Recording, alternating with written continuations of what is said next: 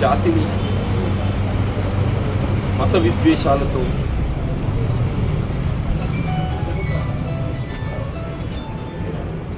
రెచ్చగొట్టి ఏ విధంగా లబ్ధి పొందే ప్రయత్నం చేయడం జరిగిందో మనం గమనించాం.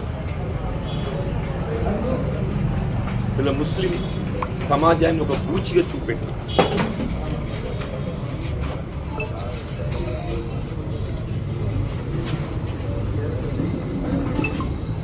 కాంగ్రెస్ ఓటేస్తే ముస్లింలు ఓటేసినట్లను, లేకుంటే హిందూ అయితే బీజేపీకే ఓటు వేయాలనే విధంగా ప్రచారాన్ని చేపట్టడం,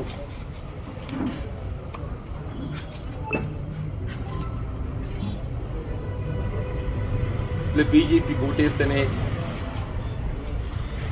రాముల వారిని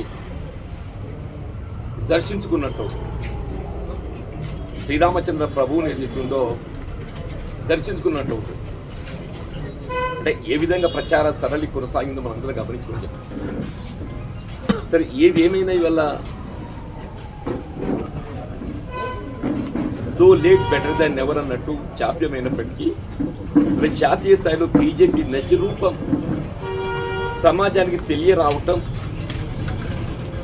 సంతోషించదగ్గ విషయం అని చెప్పాలి.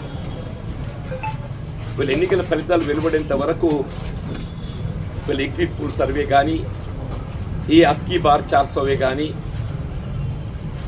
అంటే దేశంలో మోడీకి ఎదురు లేదు అనే విధంగా ఏదైతే ప్రచార సరళి కొనసాగింపు చేయడం జరిగిందో, వీళ్ళ ఇండియా కూటమి రాహుల్ గాంధీ గారు ఏదైతున్నదో విచ్ఛిన్నకర శక్తులను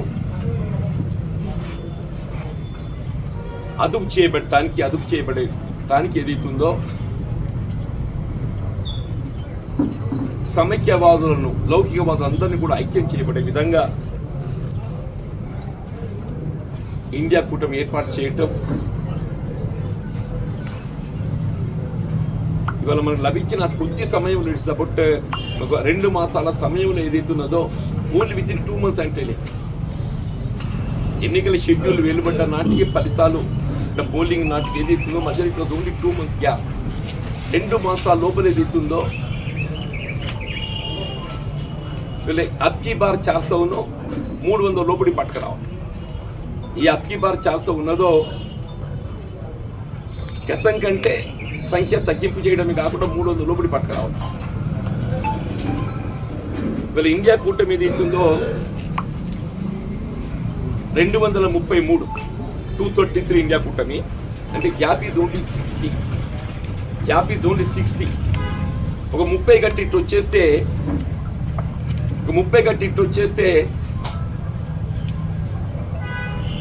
ఆ సంఖ్యను అధిగమించేటువంటి పరిస్థితి వస్తుందని చెప్పాలి. అంటే వీళ్ళ మోడీ గారు ఏదైతుందో రాముల వారి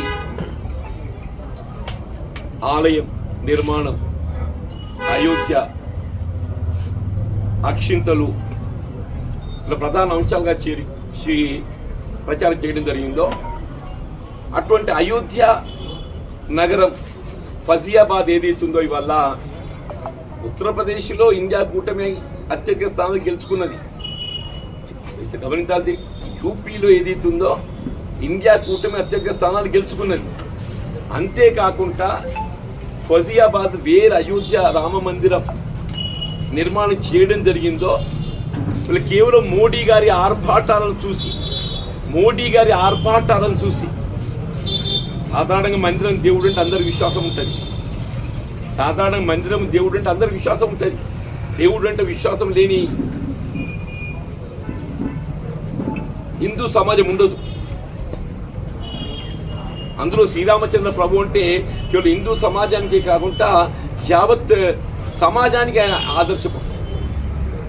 కేవలం హిందూ అనే కాకుండా యావత్ సమాజానికి ఆదర్శమూర్తి శ్రీరామచంద్ర ప్రభు అని చెప్పంటున్నారు. శ్రీరామచంద్ర ప్రభు పట్ల ఏదైతుందో విశ్వాసం లేని పౌరుడు ఉంటాడు, మానవు ఉంటాడు నేను భావించానని చెప్పండి. కానీ దాన్ని ఏ విధంగా భారతీయ జనతా పార్టీ తన రాజకీయ లబ్ధి కొరకు వాడుకునే ప్రయత్నం చేయడం జరిగిందో దాని స్థానికులు జీర్ణించుకోలేకపోయింది.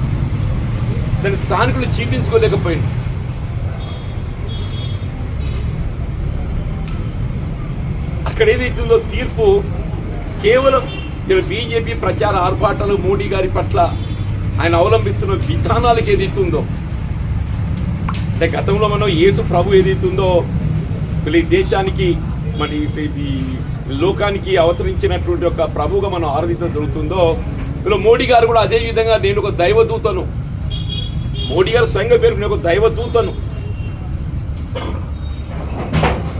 దైవదూతను అనే విధంగా ఏదైతుందో ఆయన ప్రచారం చేసుకోవటాన్ని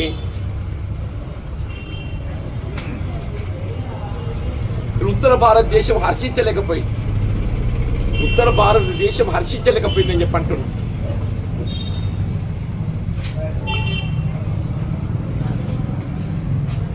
ఈ మాత్రం ఈ 60 స్థానాలు అధికంగా వచ్చినాయి చెప్పంటే ఈ south India and Orissa. For more videos like this, subscribe Big TV channel.